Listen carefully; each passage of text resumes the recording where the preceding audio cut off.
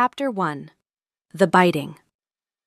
The pup had drawn blood 3 times before lunch. The first was Jem's hand. The beta had reached under the table with a piece of dried venison and a reasonable tone of voice, and the pup had bitten through his glove and into the meat of his thumb with a precision that suggested either excellent instinct or genuine malice.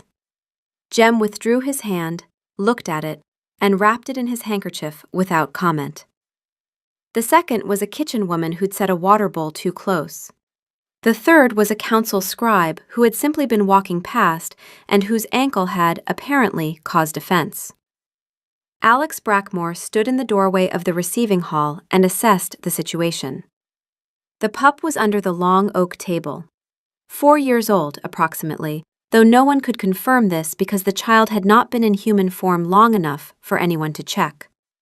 In wolf form, he was small, dark-furred, one ear slightly crooked from a fight or a fall, or something no one wanted to think about too carefully, and he was absolutely committed to the idea that every hand extended toward him was a threat requiring immediate dental intervention.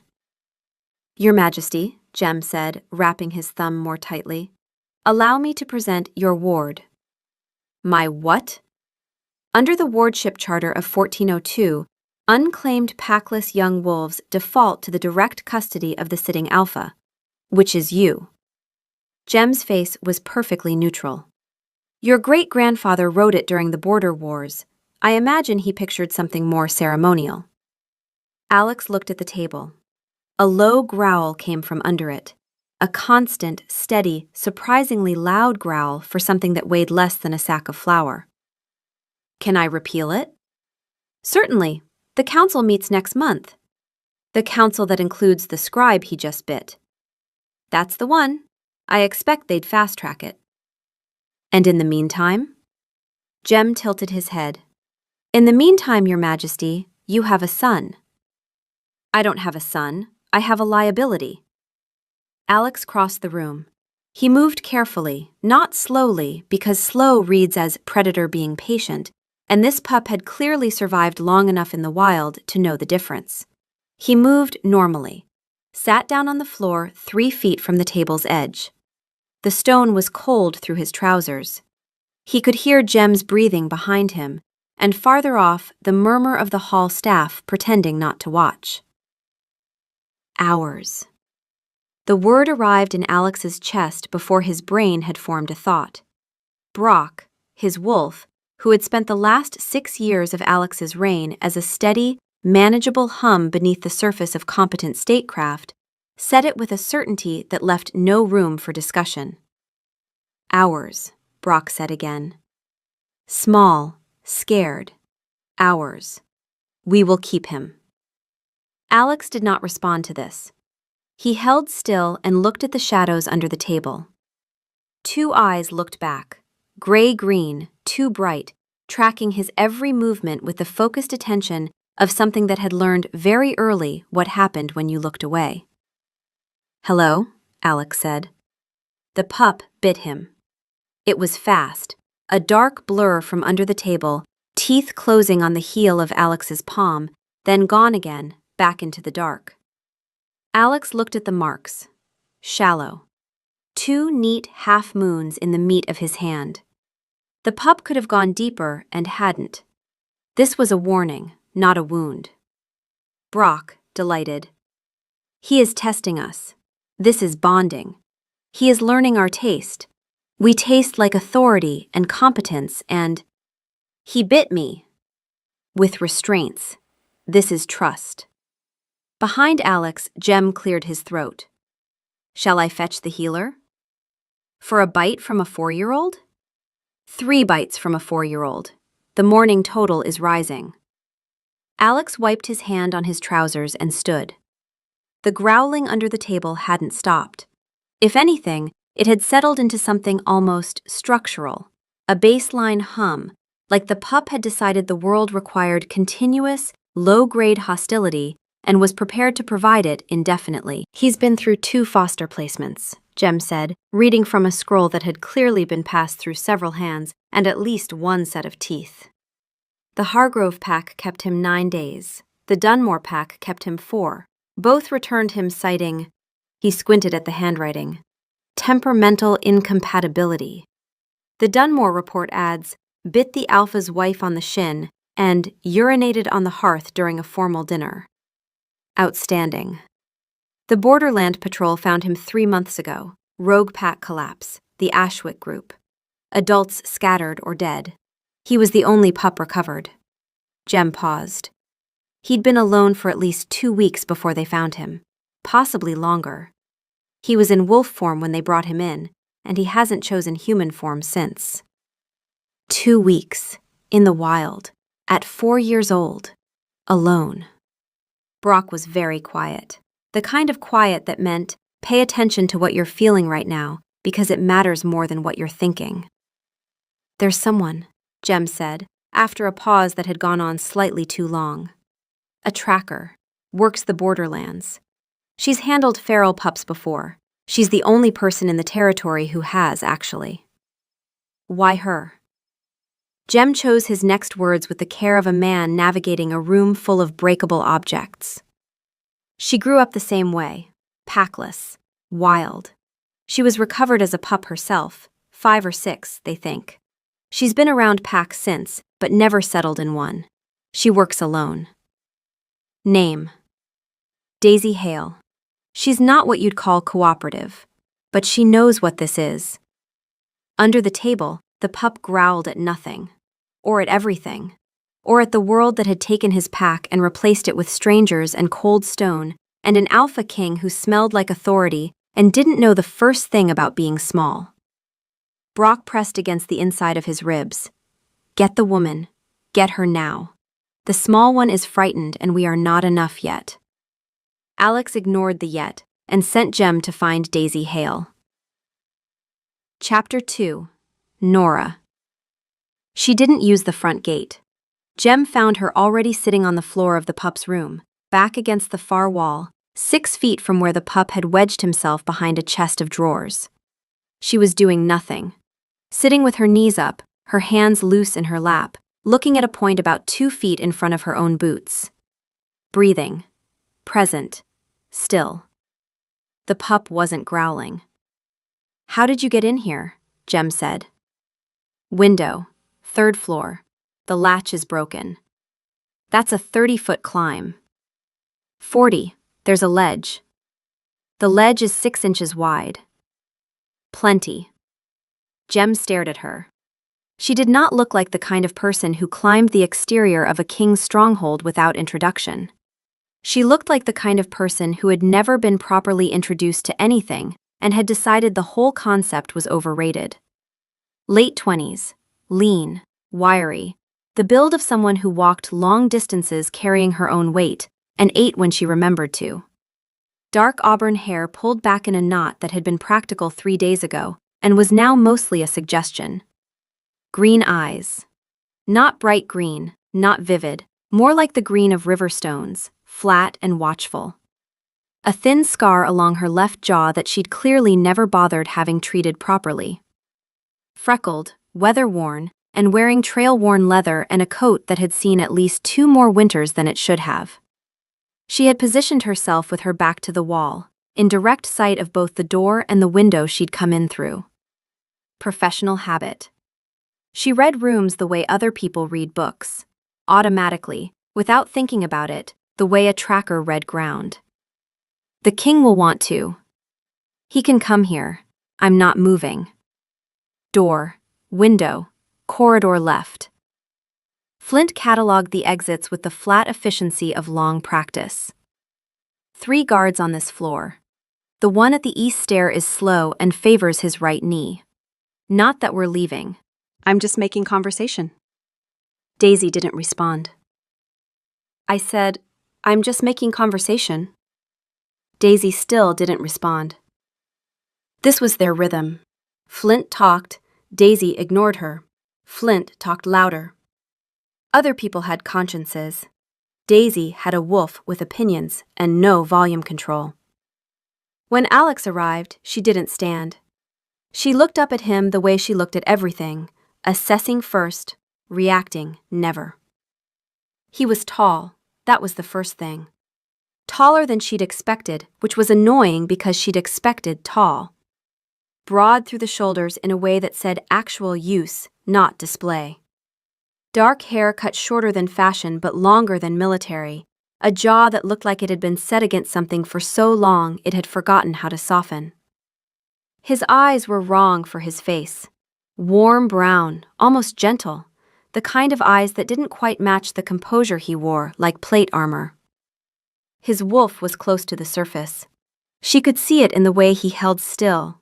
Not human stillness, but the other kind. The kind where the body is listening to something the room can't hear.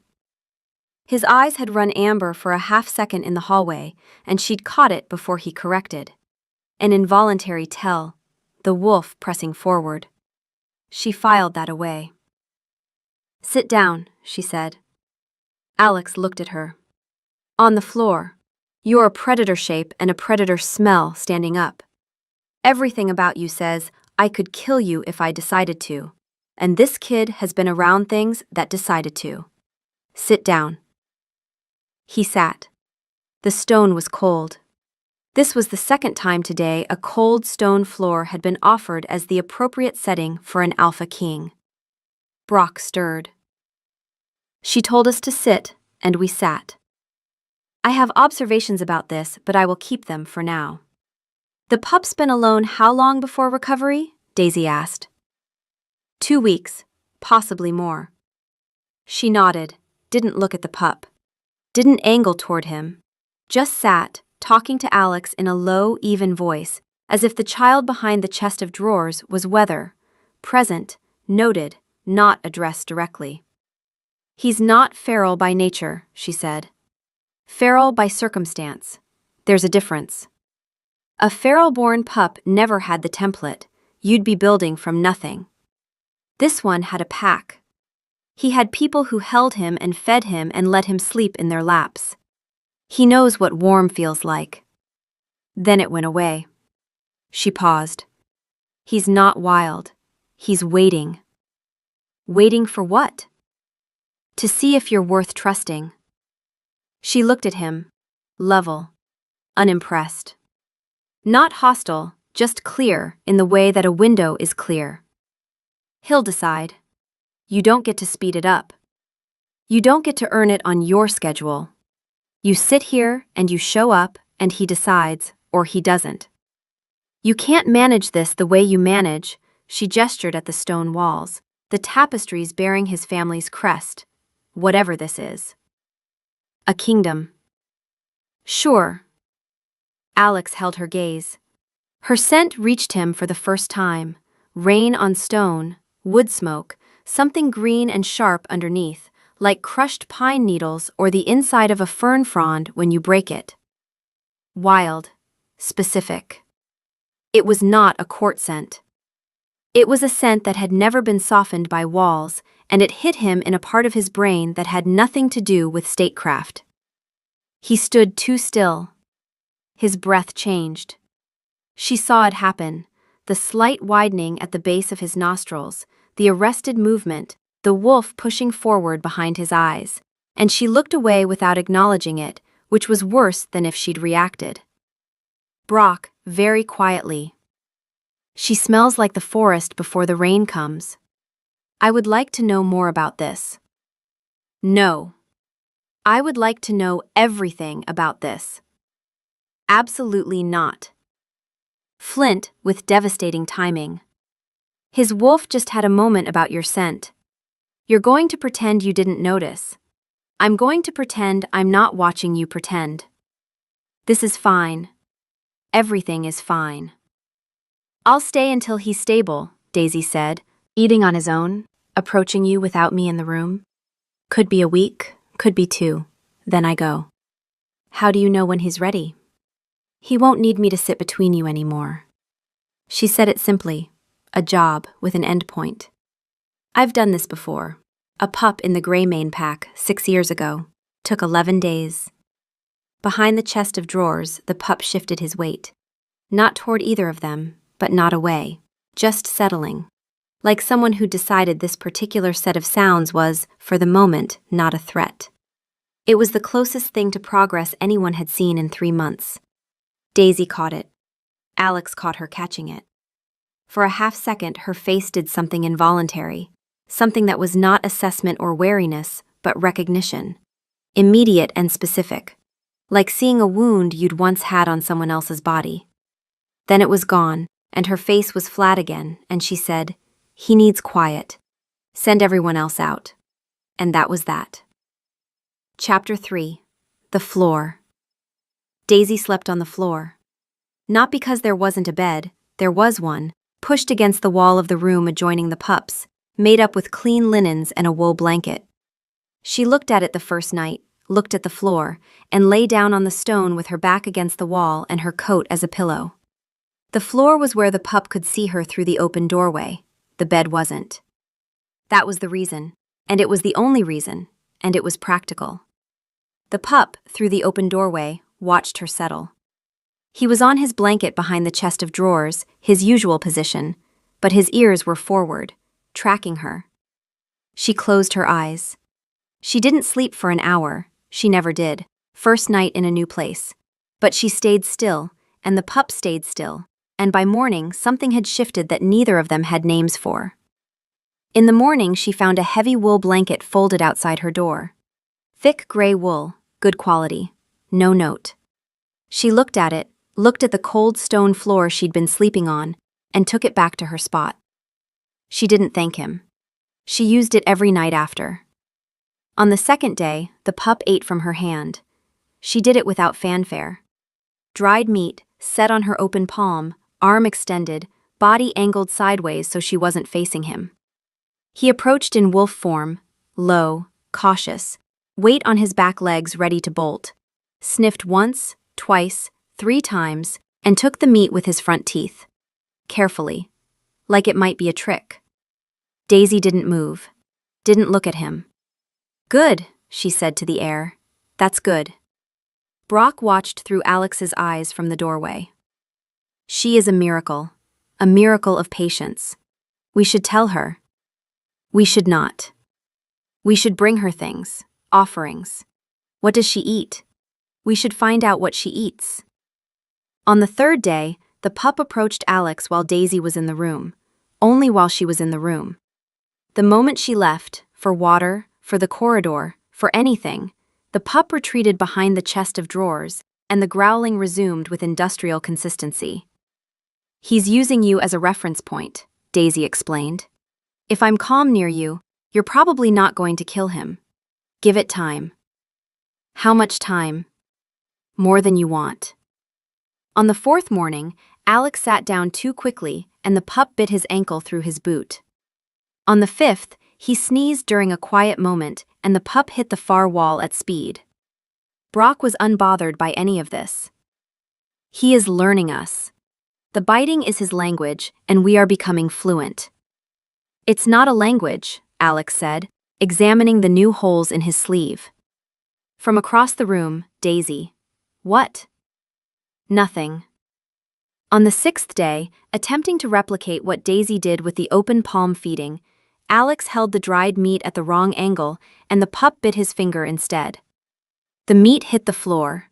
The pup ate it from the floor. Alex looked at his finger. Brock was incandescent. "He ate it. He ate the food we provided. This is the bond. He ate it off the floor. He bit me and then ate it off the floor." Details. The direction is correct. Daisy was watching from her spot against the wall. He caught her looking and she didn't look away. She studied him the way she studied everything, precisely and without apology. But there was something at the edge of her mouth, not a smile, the structural precondition for a smile, the architectural foundation. She taught him how to approach, how to make himself small, genuinely small, not alpha crouching while still broadcasting dominance, but small. How to lower his center of gravity, angle his body, control his breathing so the scent of authority and command that was, for this child, associated with every bad thing, was diffused. "Breathe through your mouth," she said. "It dampens the scent. Slowly. You're thinking too hard about it." "I'm not thinking." "You're managing it, like a negotiation. Stop managing. The pup can smell you managing. This was, Alex realized, the first time in 6 years someone had told him to stop managing something. It was also the first time someone had been right about it. This meant Alex Brackmore, Alpha King, commander of the Northern Territories, spent the better part of 2 weeks on his hands and knees on a stone floor. A servant walked in on the 7th morning to find the king lying flat on his stomach, a piece of dried meat between his teeth, extending it toward a growling pup who was eyeing him with a mixture of contempt and reluctant curiosity. Daisy was sitting against the wall. Jem was in the doorway with a stack of council dispatches. The servant set the breakfast tray on the table and left. She would later tell the kitchen staff that the Alpha King was lying on the floor with food in his mouth. They would not believe her. She would insist. They would still not believe her. This would become a permanent point of contention in the kitchen. Alex heard it then, a sound so brief he almost missed it. A huff of air through Daisy's nose. Not quite a laugh, almost one. The closest thing to it he'd heard from her, startled out before she could catch it, and the sound of it rearranged something in his chest that he hadn't known was out of order. Brock noticed. Of course Brock noticed. She laughed. Well, almost. Close enough. She is amused by us. This is... Stop. Extremely promising. I said stop. The pup took the meat. From his fingers this time, not from the floor. Carefully, with a delicacy that seemed impossible from the same creature who had bitten through Jem's glove. And Brock said yes, with such force that Alex's eyes went amber for a full second and his whole body locked into the predator stillness that was not human and not voluntary. Daisy saw it. The gold blaze in his irises, the way his body went marble still. She looked at him for one beat too long, clocking it, the way she clocked everything, and she looked away. Her scent changed. Just slightly. Just for a moment. Something warmer underneath the rain and smoke. Alex caught it without trying. Flint's commentary was immediate. Oh, interesting. Your scent just changed. Right when he looked at you. I'm sure that's nothing. I'm sure that's completely unrelated. I'm sure your entire body chemistry just coincidentally shifted because the king is looking at you with his stupid golden eyes. Daisy didn't respond. Or rather, she did. Shut up. I will not shut up, Flint said. I've been shut up for 26 years. This is the most interesting thing that has ever happened to us, and you're going to sit there and pretend your scent didn't just do a thing. Jem appeared each morning with council reports, delivering them to his alpha while his alpha was sitting cross-legged on a floor with a pup half asleep on his boot. The Southern Alliance delegation arrives tomorrow, Your Majesty. Tell them I'm indisposed. Shall I specify the nature of your indisposition? No. Very well. Lord Pemberton has written to ask why you've cancelled 3 audiences in a row. His tone is... Jem glanced at the letter. Concerned. Tell Pemberton whatever you want. Shall I tell him the truth? Absolutely not. The truth being that the Alpha King is on his hands and knees feeding a child who hasn't stopped biting him. The truth being that the Alpha King is indisposed. Jem's gaze moved, briefly, neutrally, with the studied blankness of a man who was observing everything and committing none of it to record, to Daisy, who was carving something from a piece of wood with a short knife and not listening. Then back to Alex. I'll tell Pemberton you're ill. Fine. A wasting illness, something dignified. Fine. Jem paused, produced a second document from under his arm. The council also sent this, the wardship charter repeal paperwork you requested. Needs your signature to nullify the claim. Alex looked at the pup on his boot. The pup looked at Alex. Shred it. Jem's expression didn't change. Very well, Your Majesty. Brock surged. Of course shred it. He is ours. We are not returning him. We are not repealing him. The council can... Shred it quietly, Alex added. I don't want a discussion. There won't be one. Jem collected the document and left. Daisy continued carving. After a while, she set the piece of wood down. It was a small animal, roughly shaped, 4 legs and a pointed nose, near the edge of the pup's blanket. She did it without looking at the pup. The pup sniffed it, nosed it, lay down with it between his front paws. Nobody mentioned it, but Alex noticed, and Daisy noticed him noticing, and the room held the kind of quiet that has too many things in it. By the 8th day, Gus had developed opinions about sleeping arrangements. He would not settle unless both of them were on the floor. If Alex left to use the privy, Gus's eyes opened and tracked the doorway until he came back. If Daisy stood to stretch, the pup got up and followed her and sat at her feet until she returned to her spot. Once, Alex tried to go back to his own chambers for the night, and within 10 minutes, Gus had followed the scent trail down the corridor and was sitting outside his door, staring at the gap underneath it with the focused disapproval of a creature who had specifically arranged his adults and was not accepting amendments. "He needs us both here," Daisy said when Alex carried the pup back. She was sitting on her blanket, his blanket, the gray one, with her back against the wall and something in her expression that she wasn't managing as well as she thought. "Both. He's using paired scent as a safety perimeter. If one scent is missing, the perimeter's broken." She said it professionally, clinically, as if this explained why a 4-year-old was hurting a king. Brock was beside himself. "The small one is a genius. He wants us together. He is correct." So they slept on the floor, together, every night. The gap between them, which had started as 6 feet on the first night and 5 on the second and 4 on the third, was, by the 8th night, approximately the width of a pup. That night, Gus asleep between them, fire burning low, Daisy said, "How many people usually tell you what to do?" Alex looked at her. "None." "That explains some things." He almost smiled. "Such as?" "The look you get when I tell you to sit, like you can't decide if it's refreshing or offensive." "It's both, simultaneously." "That's the most honest thing you've said in a week." The quiet that followed was different from the other quiets.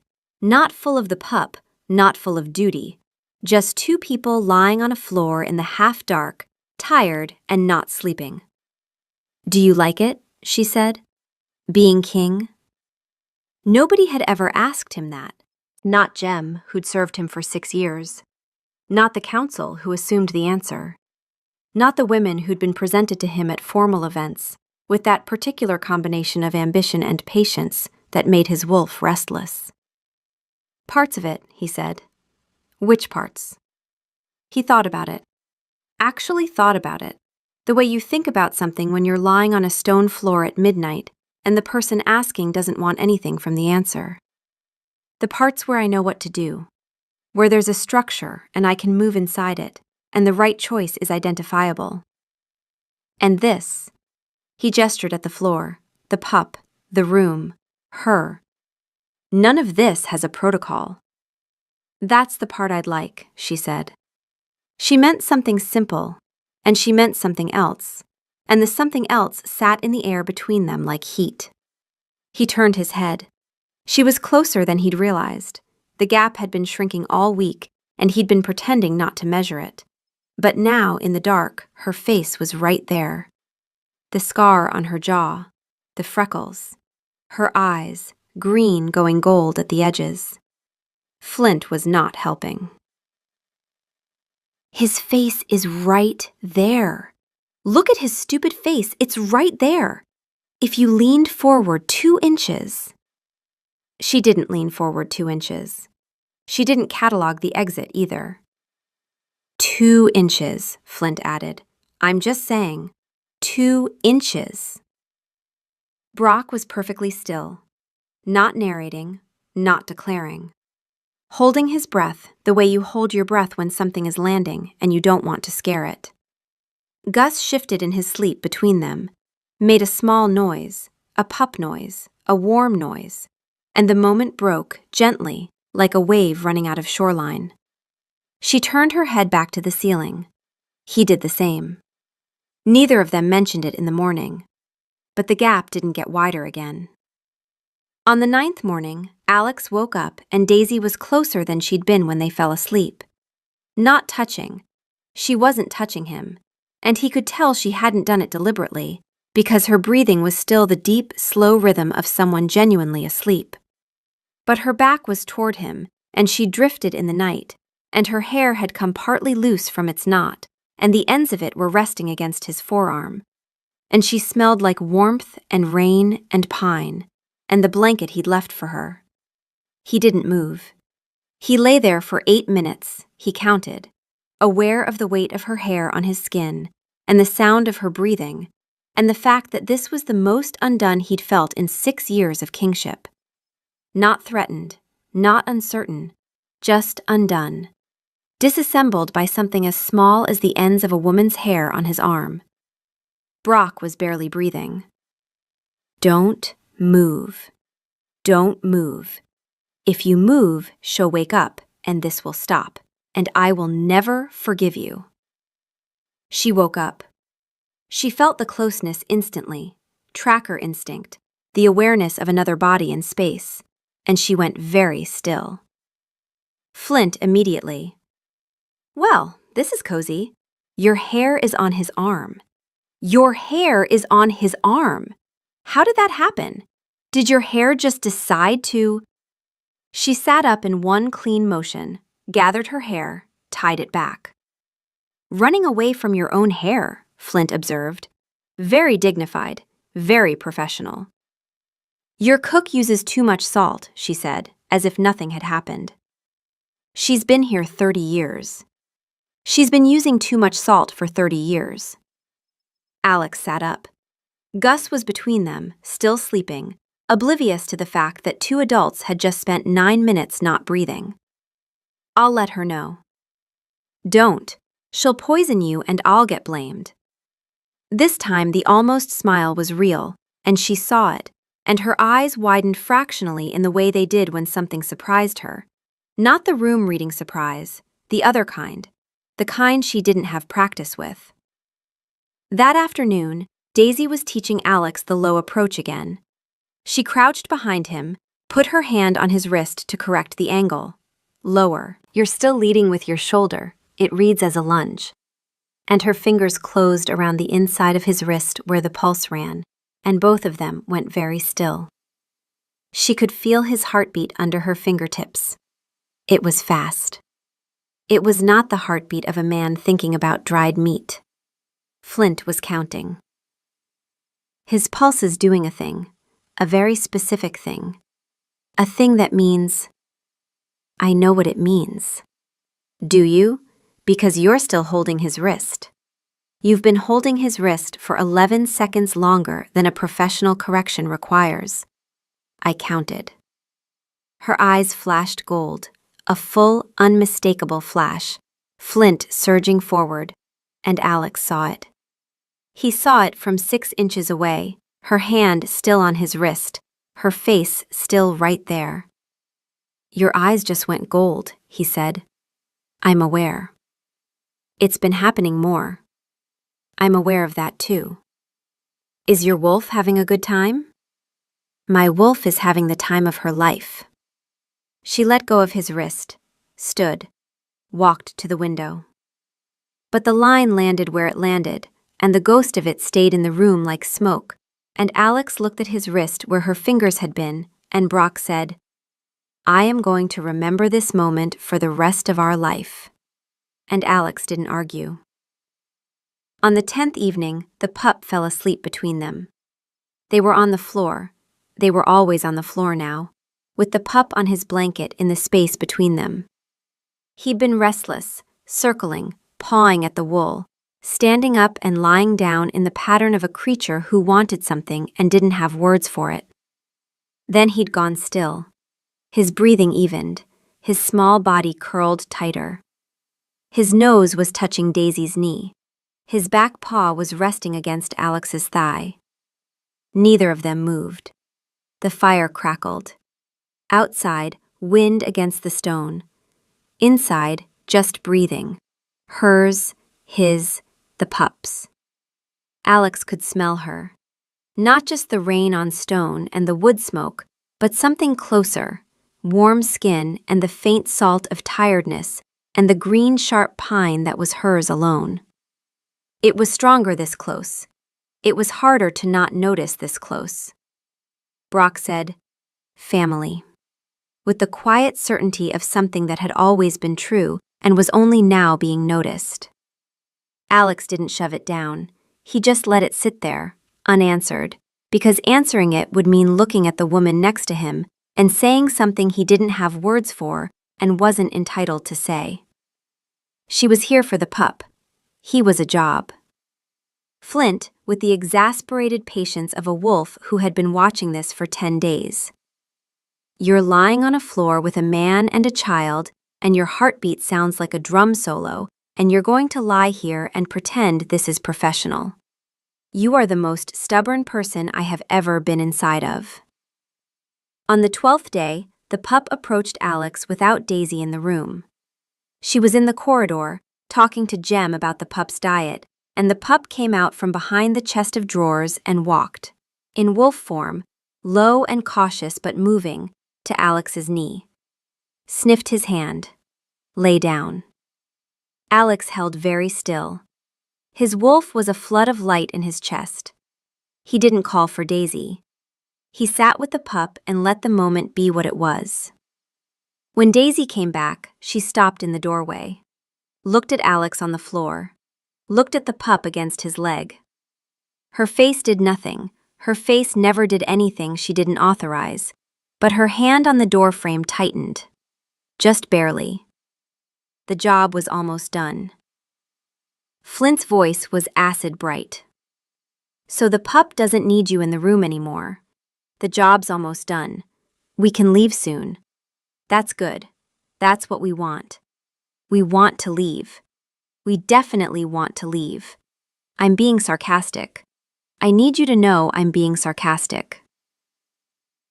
Chapter 4. The Name. He needs a name.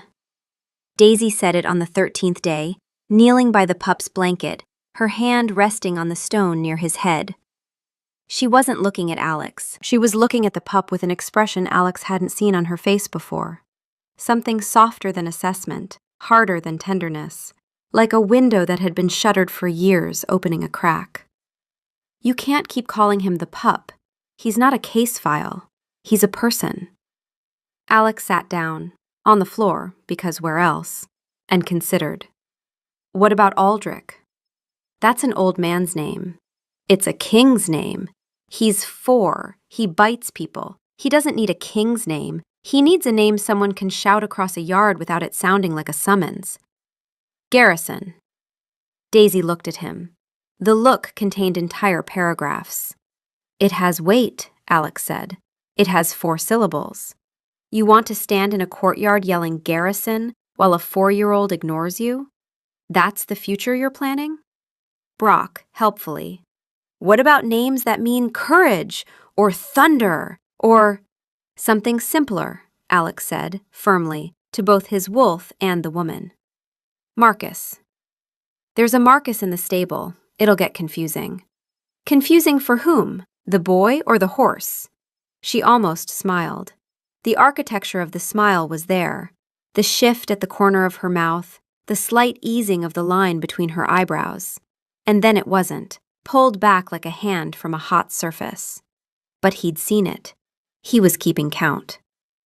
What do you suggest? He said. Gus. Gus. Short, real, not dramatic. You can yell it, whisper it, it works at every volume. It's a name for a person who bites people and has gravy on his face. It's his. She still wasn't looking at Alex. She was looking at the pup, and her voice was even, and her hands were still, but something underneath was not still at all. It's practical. There was something in the way she said it, the way the word sat in her mouth like she'd been carrying it, that told Alex she'd been thinking about this for longer than 13 days. Maybe since before she got here. Maybe since she climbed a 40-foot wall and sat on a floor and looked at a child who'd been found the same way she'd been found. Brock, awed. Gus. Augustus. A name with a secret king inside it, and you'd never know unless you looked. She is brilliant. She is the most… Augustus, Alex said slowly. On the records. Gus everywhere else. Daisy's hands went still. Something behind her eyes, not a door opening, but a door that had been braced against opening, easing a quarter inch. She hadn't expected him to say yes. She'd expected a committee, a naming ceremony, a council vote, all the structures that made decisions official and made outsiders feel outside.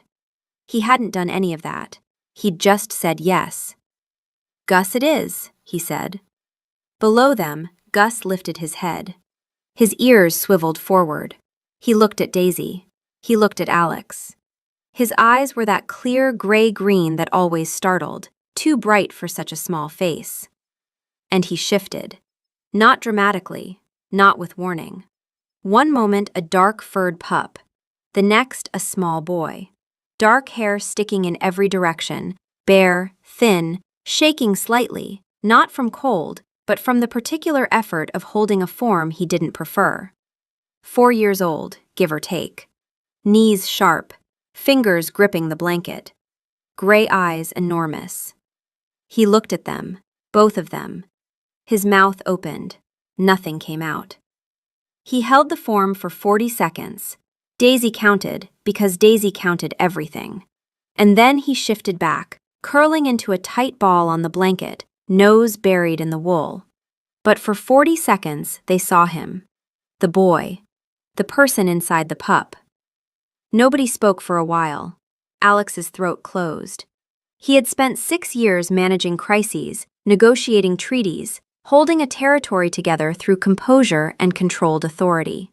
None of it, not one day of it, had prepared him for a 4-year-old boy trusting him enough to wear his smallest, most breakable shape. The boy, Brock said. And for once there was no theatrical narration, no enthusiastic commentary. Nothing but a wolf pressing against the inside of Alex's ribs with a warmth so fierce it hurt. Our boy. Daisy stood up, walked to the window, put her hands flat on the cold stone and stood there, looking out, her shoulders very straight and very still. Her eyes had gone gold-green at the edges, flint pressing forward, not with words but with something older than words.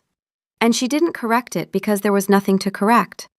This was just what happened when something got past the professional. Alex saw the color shift. He didn't mention it. He understood what it meant. Flint, who had been talking for 13 days straight, who had opinions about everything, who had catalogued every exit and mocked every silence and narrated every scent change with devastating sarcasm, said, He showed us his face. And then nothing. For the first time in 13 days, nothing. The absence of Flint's voice was louder than anything she'd ever said. Alex stood up, crossed the room to where she was standing at the window. Not because he decided to, because she was standing there with her hands on the stone and her shoulders carrying something, and he couldn't sit on the floor and watch her carry it alone. He stood next to her. Not close, not touching. Looking out at the same courtyard she was looking at. He showed us his face, Daisy said. Her voice was even, but her knuckles on the stone were white. He did. He didn't have to. He can shift whenever he wants. He chose to. I know. She turned her head. He was right there, closer than he'd meant to be, because crossing the room had seemed like a longer distance than it was, and now he was here, and her face was here, and the gold was still running at the edges of her irises, and she hadn't corrected it. You should know, she said, that in 11 years of doing this, I have never named one. It hit him harder than it should have, the weight of it, that she'd been the one who showed up, who sat on floors, who taught people how to be small. And then she left, and she'd never named one, and she'd named his. Daisy. Don't. She said it quietly, not harsh. Don't say whatever you're about to say. I don't. She stopped, her mouth pressed flat. Flint cut through everything. He's going to say you're not a job. He's going to say it and mean it. And you're going to have to decide what to do with that. And you're terrible at deciding things that matter. Just so we're all prepared. I don't know what to do when people look at me the way you're looking at me. How am I looking at you? Like I'm not a job? He held her gaze. The courtyard was below them, and the pup was behind them, and the room was full of the kind of honesty that costs something, and she was right here, close enough that he could see the scar on her jaw and the freckles at her temple, and the exact point where green became gold in her eyes. You're not a job, he said. She looked at him for a very long time. Something in her face that wasn't assessment and wasn't wariness and wasn't anything she had a protocol for. Then she breathed, one long exhale, like putting something down, and turned back to the window. Stop leaving the blanket outside the door, she said. Why? Because every night you leave it, and every morning I have it, and we both pretend that's just a thing that happens, like the blanket walks itself. She paused. Just bring it in the evening, where I can see you do it. He brought it in. He set it on her spot on the floor, next to the sleeping pup, while she watched, and neither of them pretended it was a thing that just happened.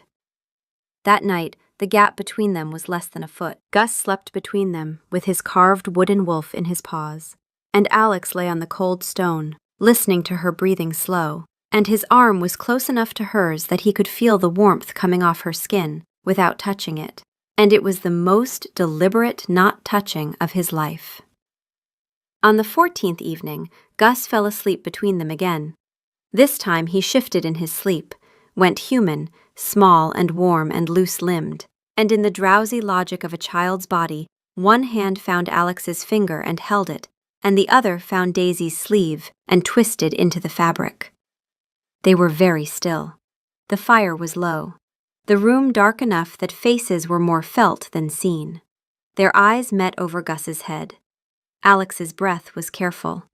She was close enough that her scent was rain and smoke and warm skin, and he could feel the heat of her through the space between them.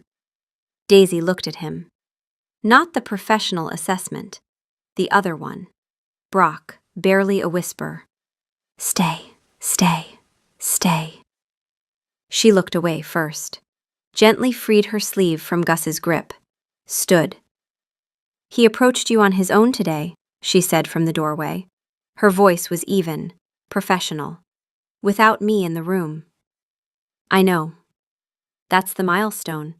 That means he's bonded to you independent of me. A pause. I told you it might take 2 weeks. You did. She stood in the doorway for another moment. Then she went to her room. She didn't say what the milestone meant, that her job was nearly done. She didn't need to. They both knew how to count. Chapter 5. The Done. On the 16th morning, Daisy packed her bag.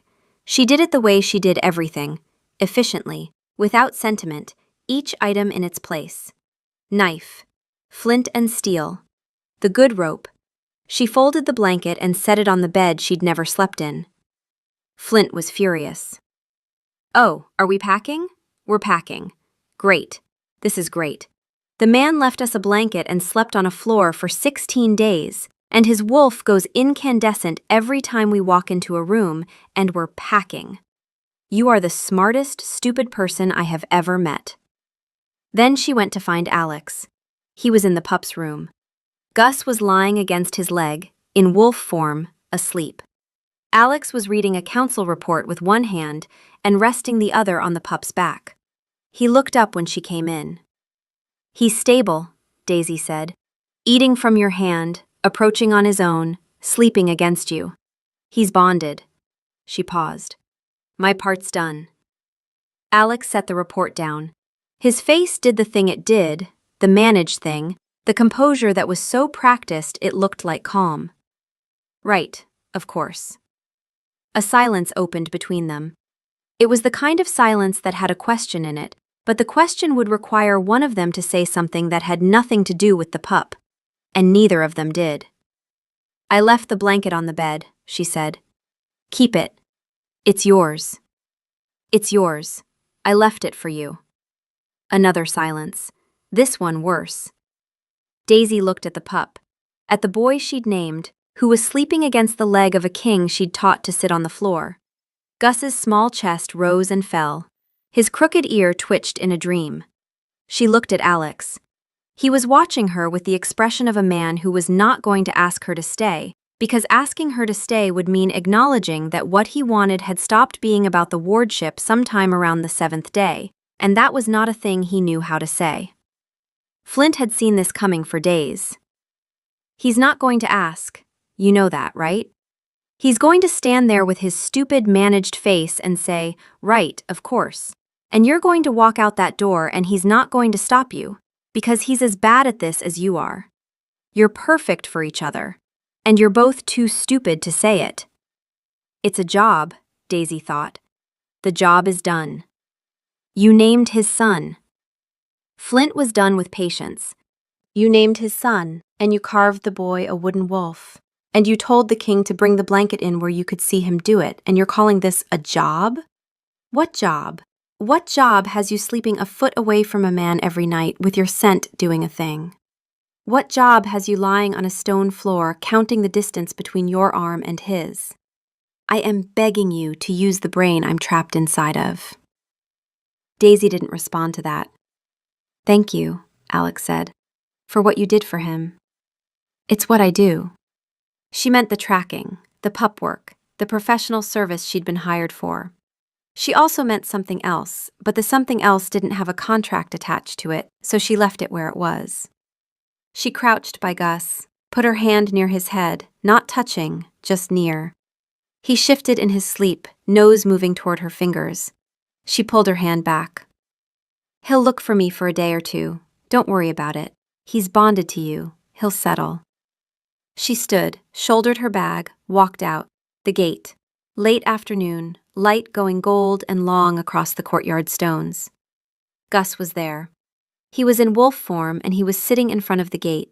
Not growling, not biting, just sitting, his dark fur catching the light, his crooked ear twitched forward, his gray-green eyes fixed on her with the focused patience of something that had decided to be a wall. She stopped. "Gus." He sat. "Move, little one. I need to go through." He didn't move. His jaw was set. He was 4 years old and 20 pounds, and he was blocking a gate that a king's army could march through, and the absolute seriousness of it would have been funny if it hadn't been the most devastating thing she'd seen in years. She walked to the left. He shifted left. She walked to the right. He shifted right.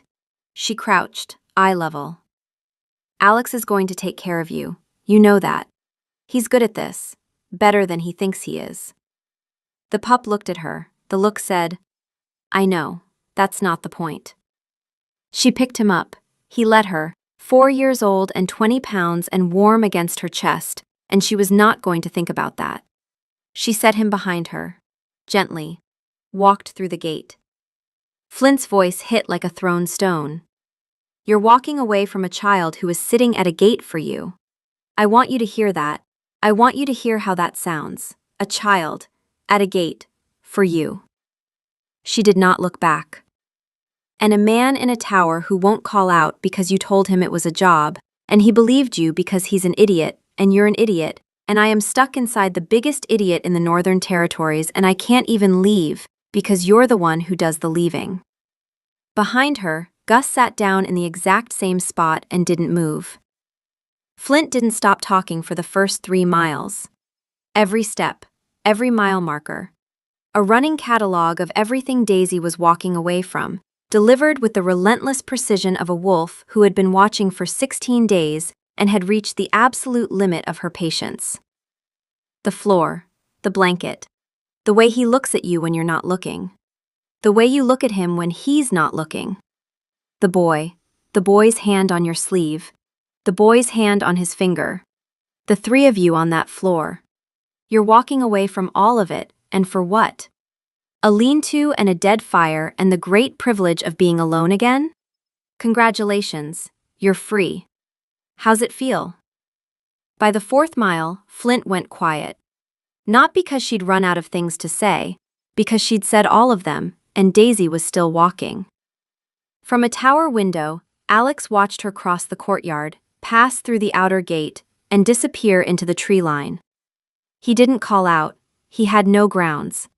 She'd completed the job. She'd been clear about the terms from the start. The pup was stable.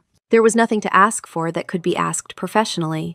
And the thing that could be asked personally was a thing he hadn't said. And now she was gone, and the room was wrong. She left, Brock said. I know. She left, and we didn't. I know. Gus stopped eating. Not immediately. That evening he took a piece of dried meat from Alex's hand, chewed it without enthusiasm, and left half on the blanket. By the next morning he wasn't eating at all. He left the room and went to the gate. He sat in front of it, in wolf form, in the exact spot, and he didn't move. Alex brought food. Gus didn't take it. Alex brought the wool blanket, Daisy's blanket, the one she'd left on the bed, still carrying the ghost of rain on stone and wood smoke, and Gus pressed his nose into it and stayed at the gate. Brock's voice was raw. The small one won't eat. He is waiting for her. He needs her.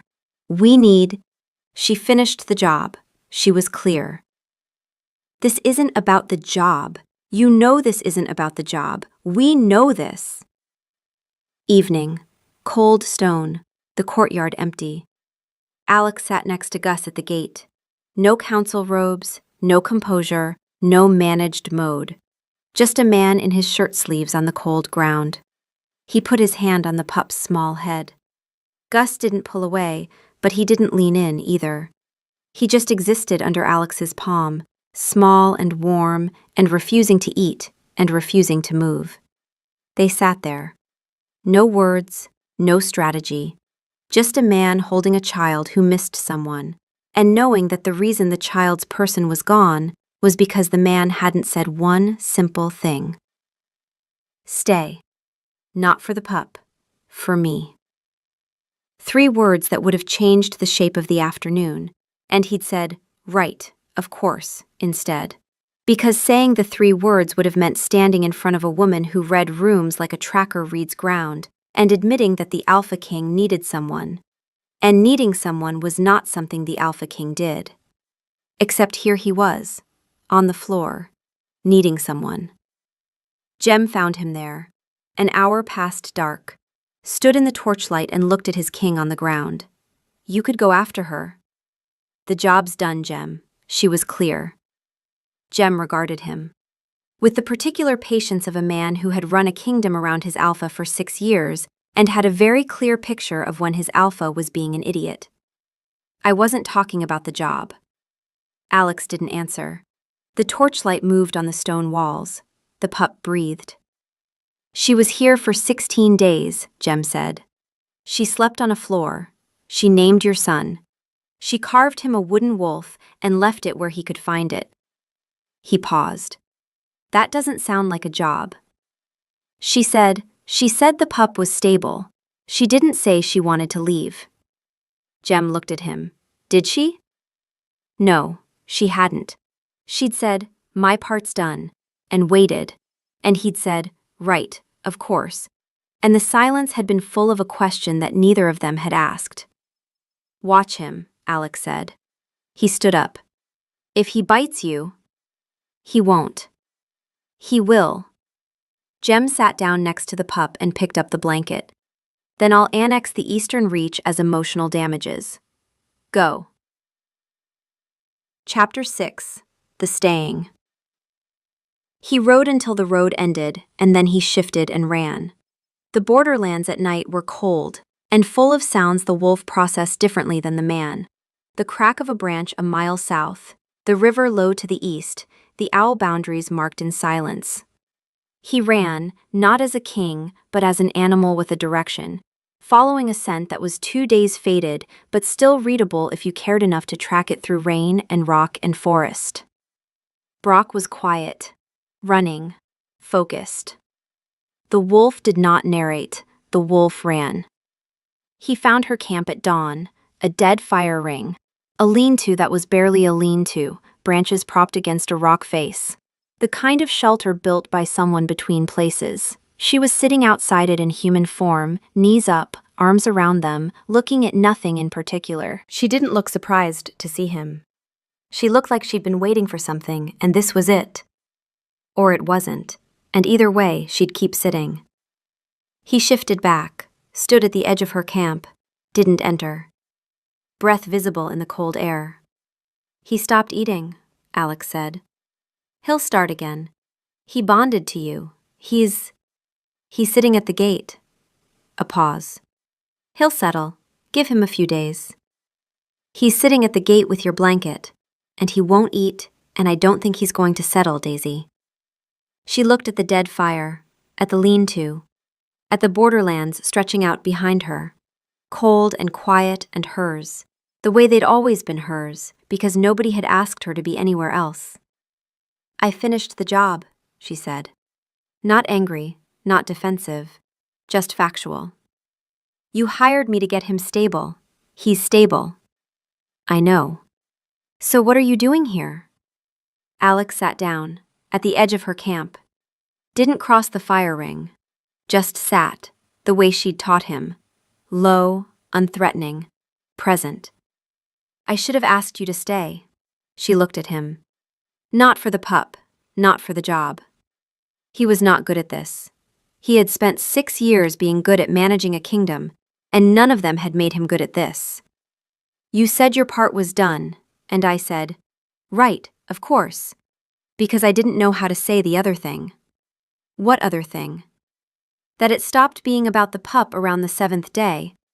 That you told me to bring the blanket in, and I understood what that meant, and neither of us said it. He stopped, started again. That I haven't been on a floor for 16 days because of a wardship charter. The dead fire between them, wind in the pines. The morning going from gray to pale gold. Flint, who had been silent since mile 4, who had said everything and been ignored, who had exhausted sarcasm itself. Oh look, the idiot king tracked you through the borderlands. I'm shocked. I could never have predicted this. If only someone had suggested that these two idiots might be in love, and that leaving was a terrible idea. Daisy sat with it. She didn't rush past it. She was a person who read rooms and counted angles and processed things in her own time. And this was a room, this cold camp, this dead fire. And she was reading it. I'm not easy, she said. I know. I don't know how this works, dens, people, any of it. Flint wasn't done. You literally just described yourself as someone who doesn't know how people work, while standing in the borderlands having walked away from 2 people who need you. You know exactly how people work. You're just bad at being one. You knew how to sleep on a floor so a boy could see you. You knew how to name him. He looked at her. The managed mode was gone. He was just Alex, terse, tired, sitting in the dirt at dawn because Jem was right and he was an idiot, and the thing he'd been afraid to say was smaller than the silence he'd said instead. You knew more about how this works than anyone in that stronghold, including me. She was quiet for a long time. Then she stood up, crossed the dead fire ring, sat next to him on the cold ground, shoulder to shoulder. Close enough that their breathing was the same thing. You should have asked, she said. I know. 2 days ago. You should have asked 2 days ago. I know. The pup hasn't eaten in 2 days because you can't say a sentence. I'm aware. She turned her head, he turned his. Close, very close. His eyes were brown with amber threaded through them. Her eyes had gone full gold. Not the faint edge tint he'd caught before. Full, unmistakable, flint right at the surface. And she didn't correct it. Her jaw was set and a low sound came from her chest. Not quite a growl, not quite a breath. Something involuntary and animal that she hadn't authorized and couldn't take back. Alex saw all of it. The gold. the sound. The wolf in her looking at him with the same certainty her human face wouldn't show yet. "Say it now," she said. "Stay." One word. No managed mode, no composure. Just the word, laid on the ground between them like a hand turned palm up. Stay. Not for the job, not for the pup. Stay. She kissed him. Not dramatic, not a declaration. A choice made in the dirt, in the cold, over a dead fire. Because someone had finally said the thing, and it turned out the thing was simple.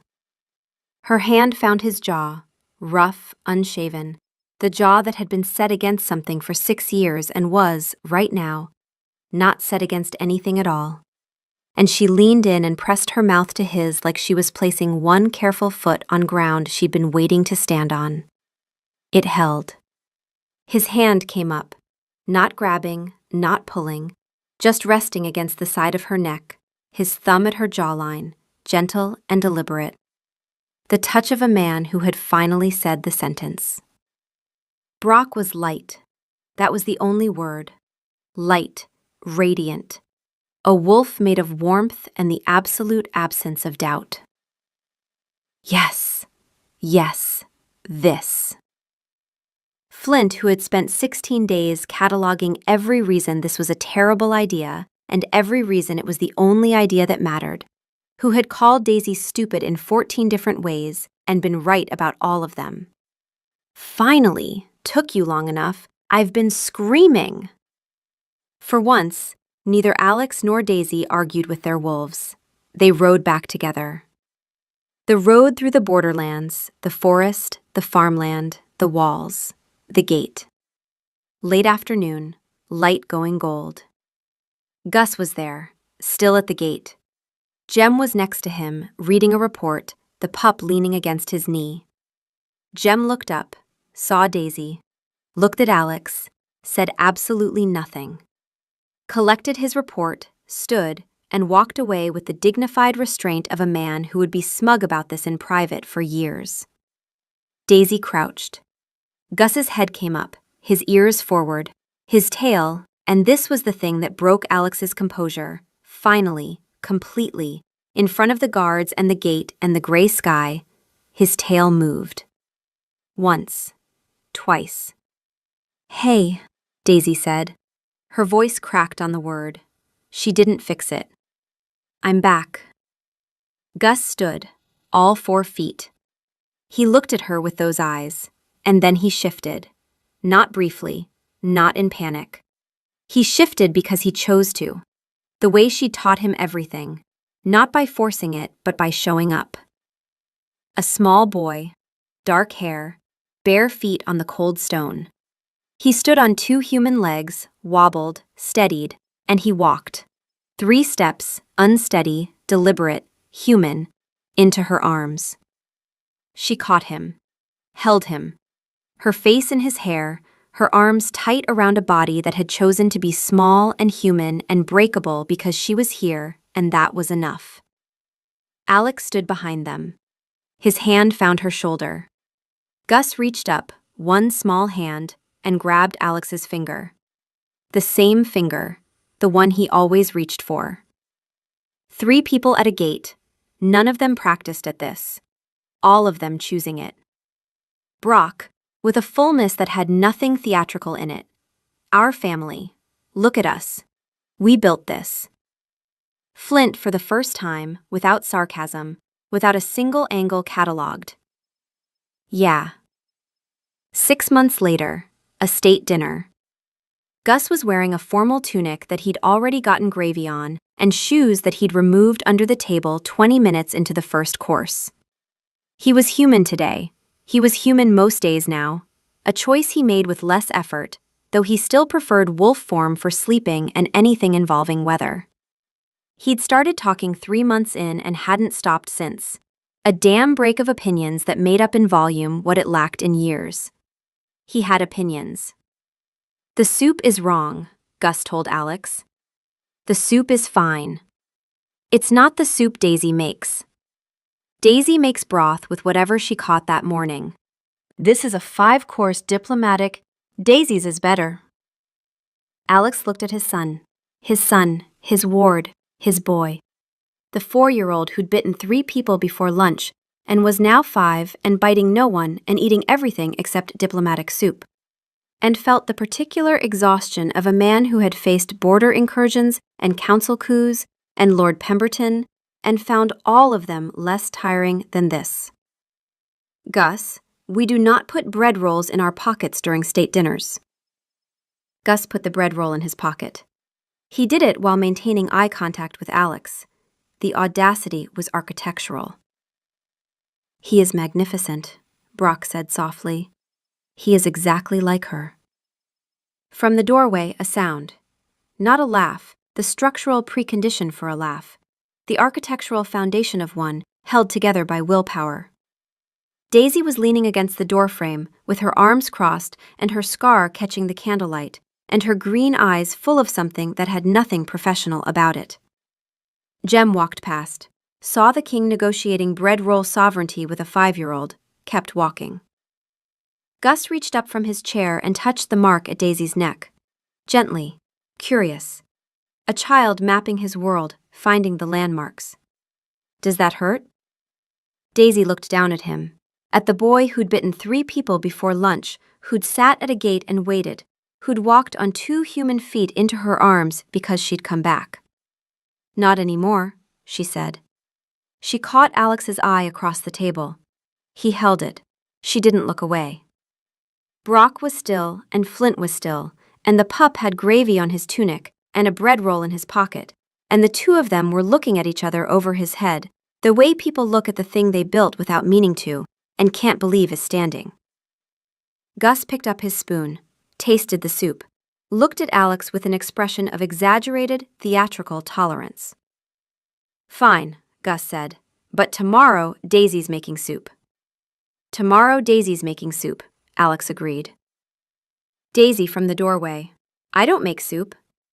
You do now, said the king and the boy, at the same time, in the same tone, with the same absolute certainty. Trapped, Flint said, and meant it every way a word could be meant. Daisy leaned against the doorframe and let the smile happen.